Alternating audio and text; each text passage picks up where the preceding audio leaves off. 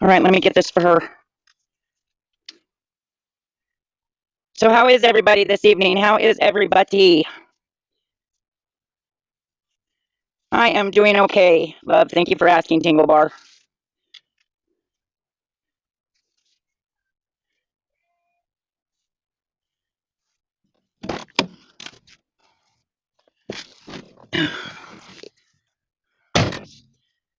All right, that is sent. Hi, Charlene.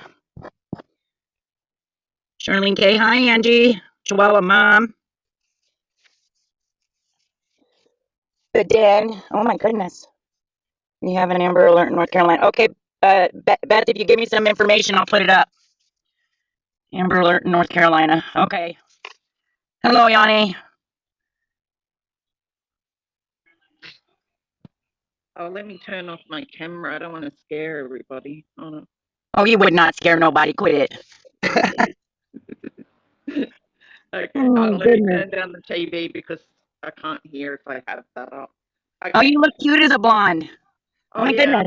I like to change. I put red and everything. My husband names all my different wigs. He's got names for them all. Oh, that's good. So, wait, hold on just Yeah, one he moment, likes it. Yanni. He said it's like getting a new wife every day when I change my hair. before you before you get started, we have an Amber Alert to put out here. I've There is not seen that already. Tiffany there, put one out too. there's an Amber Alert in North Carolina, guys. 2 kids, black Durango, heading towards Florida. That's all the info I have at the moment. I'm just going to let my dog stay here, but if he starts, I'm going to have to get up and lock him out. Hi, Boss Cooking. Also, my doctor's going to call, so I'm going to have to go answer for 5 minutes because I'm on watch because I did something stupid 5 years ago. So they're really watching me when it comes to medication. So I just have to go on for 5 minutes, get my meds, and get off. So if I go, that's what it's for, and I won't be long. Okay. Okay, that's fine.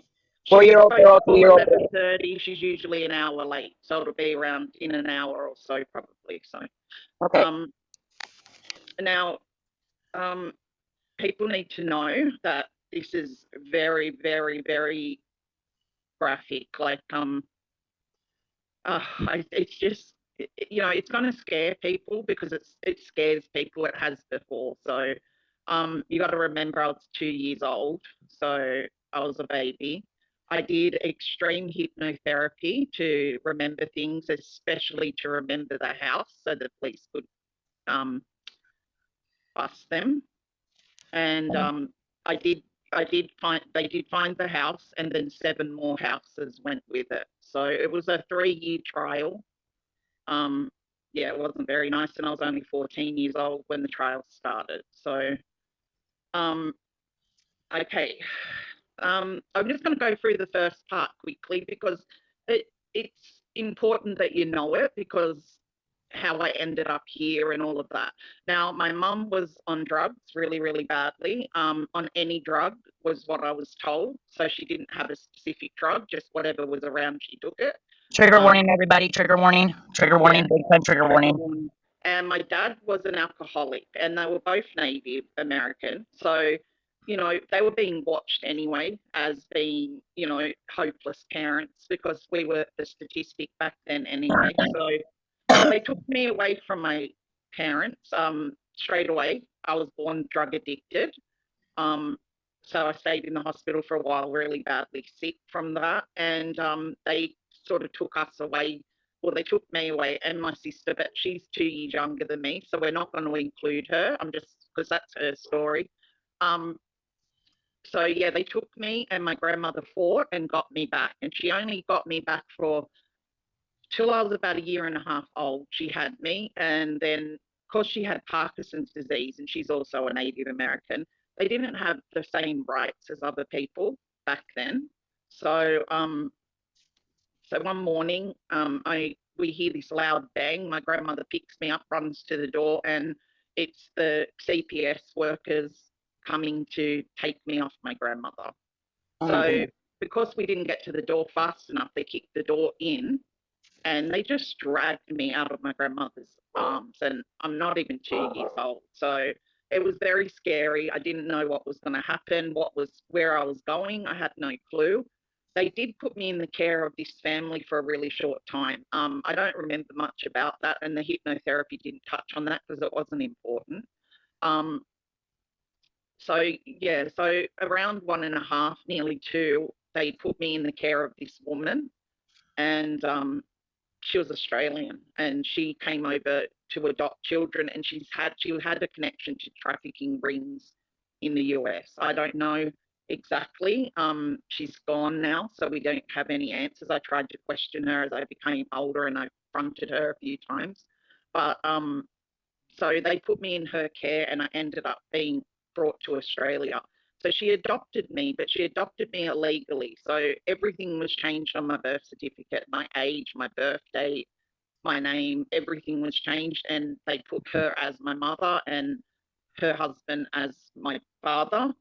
And so I ended up in Australia then after that. And for the first few, for the first year, she would do things like kick me and pull my hair, tell me to go eat with the dogs outside, and she's just a really horrible person.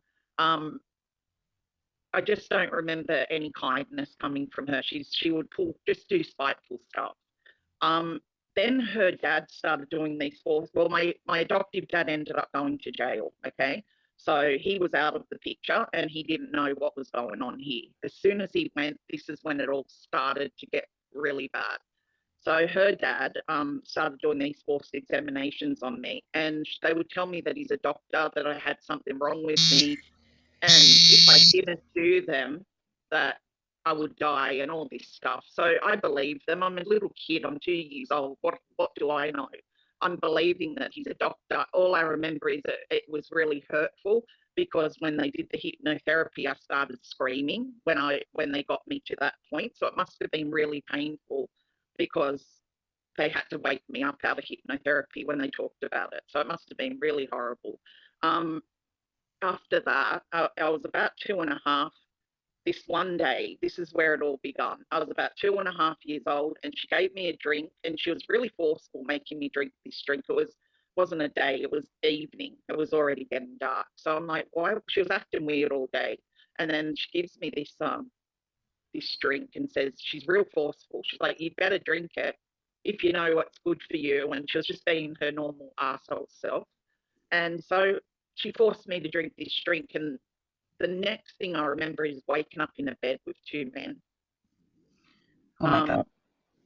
I was 2.5 years old. And the weird thing about it is, you're a baby. So your mind, you have to go back in hindsight later on to put meaning to, oh, I'm going to kill him today. You have to go back in hindsight to figure out what all that means, because as a child you have no clue. Okay, so these men were like kissing each other and stuff, and I never knew about anything, So I'm a little kid, and then they were hurting me. So um, that was my first experience. But because of the, I feel like killing them today. I swear. They bark at a bird. Oh, it's enough. Sorry, guys. Welcome, Sorry. Tonya. Sorry, guys. Sorry. It's okay. We're very I'm gonna patient. I'm gonna lock them out so that I can get less noise. They're right at the front door barking at a bird, which is right behind me. Stop! Anyway, I'm sorry, guys. So yeah, so that was my first experience. But in that experience, I was coming in and out of consciousness. So I was really, really drugged out that time. So the memory of that only came out in hypnotherapy. But I did tell them that I remembered the boys kissing, and I was confused by that even as a kid. I think that confused me. Um, so um, so these were this would go on about 3 times a week. I would go to different houses with different people, and the predators were all different. Okay, none of them were the same. They all did different things. I had one that was really cruel and would tie me up and stuff like that, and he had like equipment. I can't. I have to disguise a lot of the things, so hopefully people understand where I'm going. So this one guy had equipment. things that he built that went up in the air and, weird stuff, okay? And he was a violent predator. They all had different categories. I did make a video about that because there was they were all disgusting, all right? I'm not making any of them better than the other, but there's a few types of predators. The first one is one that just wants to do what he's got to do and then they want you gone, you know? Then the next one is one that wants you hanging around and they try to cuddle and be affectionate with you, like you're a partner or something. And the third one is one that likes noise and pain. And then the fourth one is one with the equipment. So that's kind of on a scale of how they are. They're all different. They all want different things.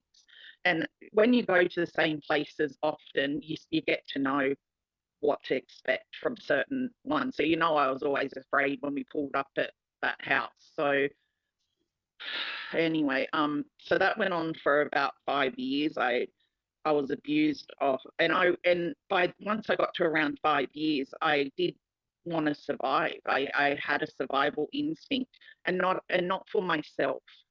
I didn't want to survive for myself. I wanted to survive so I could save the others, and that was the thing that stayed on my mind the whole time. So I started taking notice of what I'd see in the different houses and what they looked like. And as time went by, the sedation got less effective. So I was more awake and more alert, and I was able to sort of see what was going on, see faces, and remember certain things. So it's now is a really bad trigger warning, okay? Because this part's where the satanic temples come into play, okay? Um, this part's pretty bad, so I'm going to try to disguise it, and hopefully you're going to understand what I'm talking about. Oh, don't disguise, So, honey. Tell us. okay, right. So this one time we started going to these. It looked like a church, okay, until you got inside. So when you're inside, it's all dark, and these people wear these weird robes, and they do this weird chanting. I still remember the sound in my nightmares. I still hear it. It's just something I've never got past because it was really bad there. So How old you're a were little you? kid. How I how was old? around 4 or 5 years old when I started going to the temples.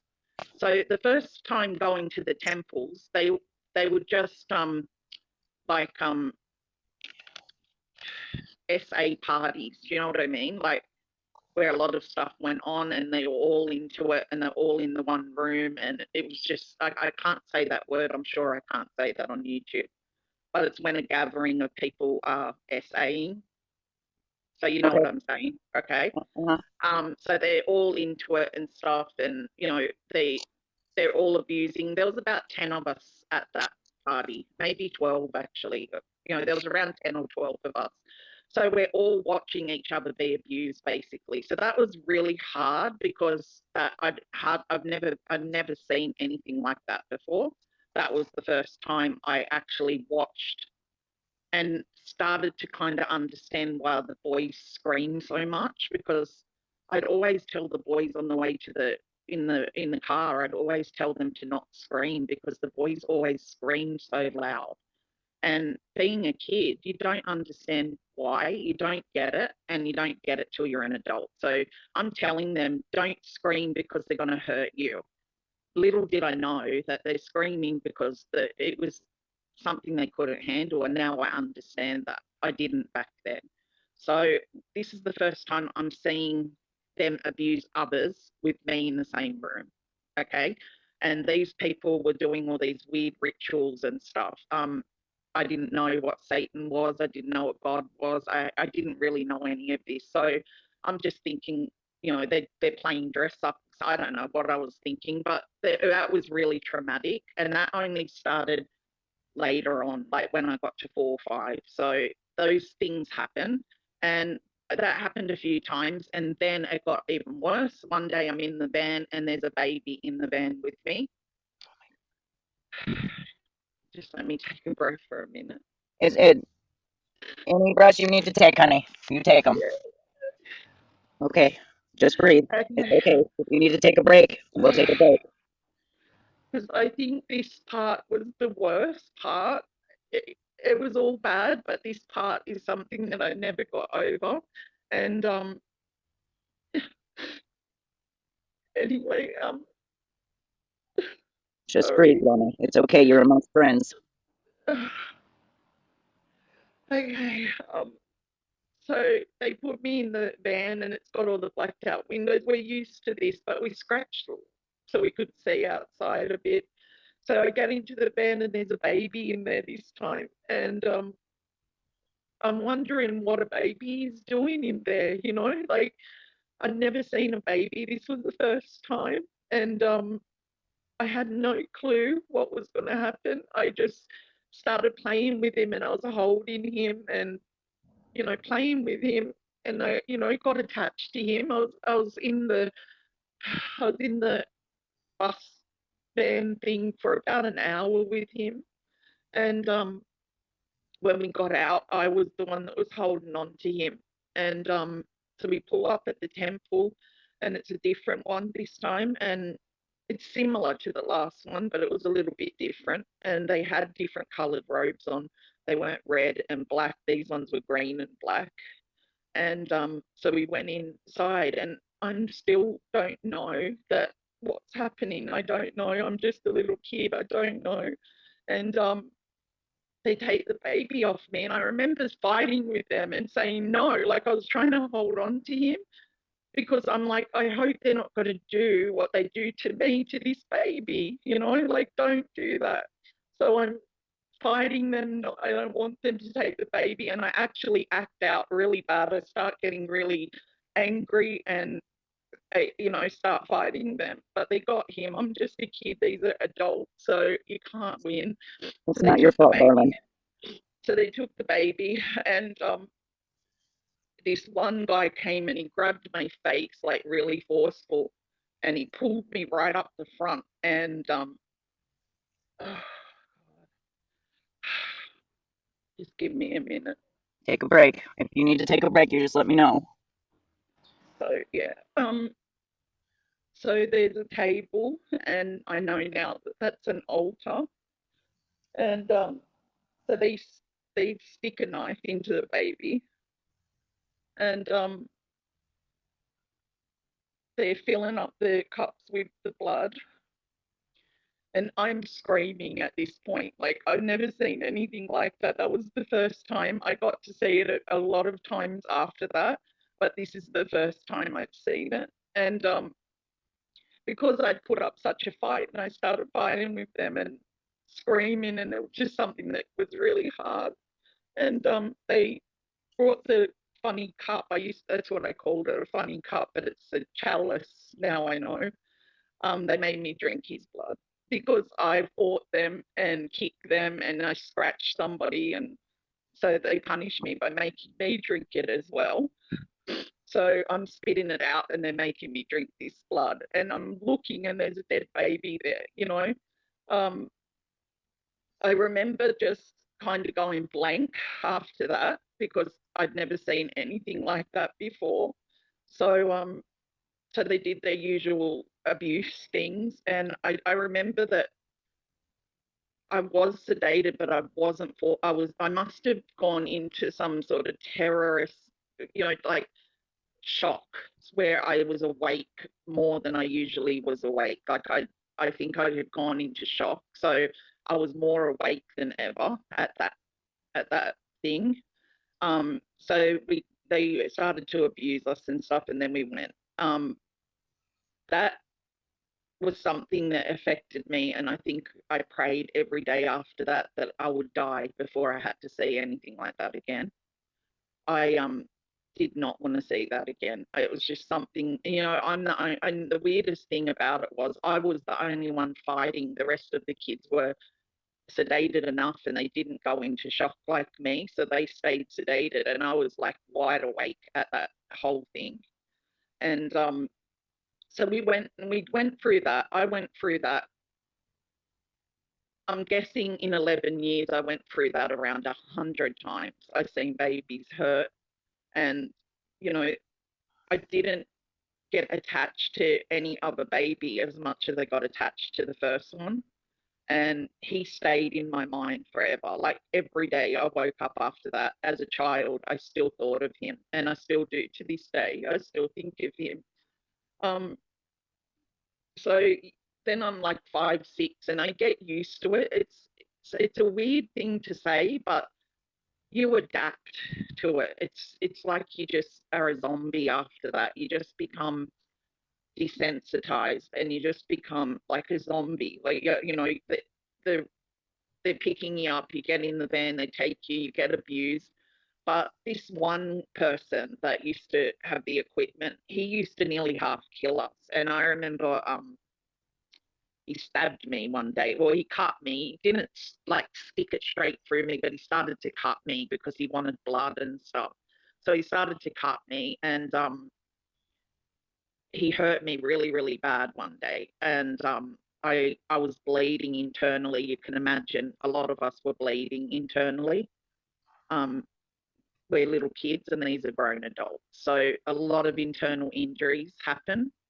Um, People often say, "Did I see a lot of pregnancies?" And the answer is no, I didn't, because the girls were having bad internal injuries, and you couldn't get pregnant because your insides were all over the place. You have to get that fixed if you survive that. I had to get that fixed. So you can imagine there's a lot of blood everywhere, and a lot of you get used to seeing this. You get used to helping each other through certain um ailments when where you're bleeding really bad, and she might be bleeding more, so everyone tries to help the other person, and we all became like we kind of became a family of people that tried to look after each other, even though we were children. We gave each other names because a lot of the children came from families that just birthed them at home and didn't register them, so that they weren't people that no one was looking for them. You know what I mean? So Yeah. the way that they got more children to the trafficking rings, the one that I was with, and they were highly organized, they had a lot of money.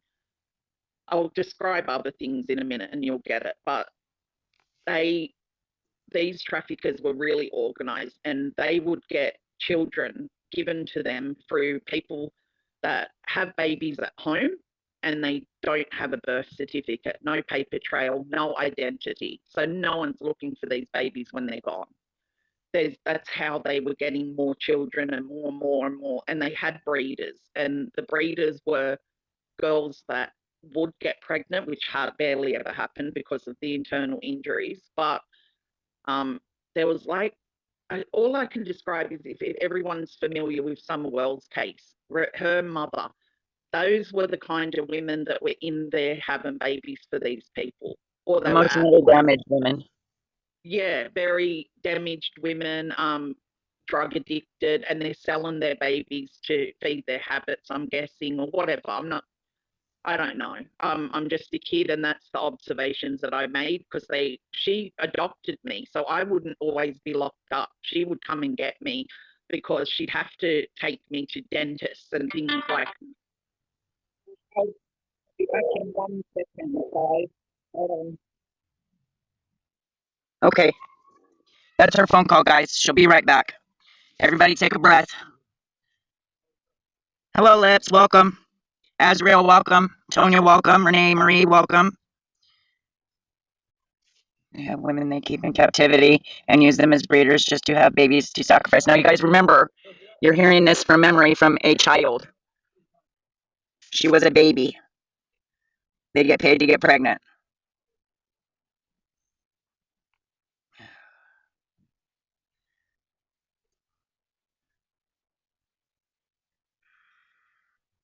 And welcome, Charlie. October, baby. Well, we are hearing it from a survivor today.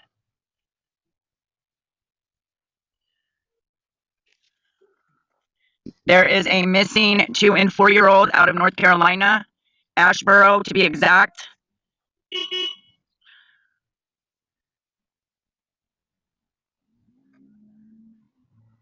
A 4-year-old girl and a 2-year-old boy.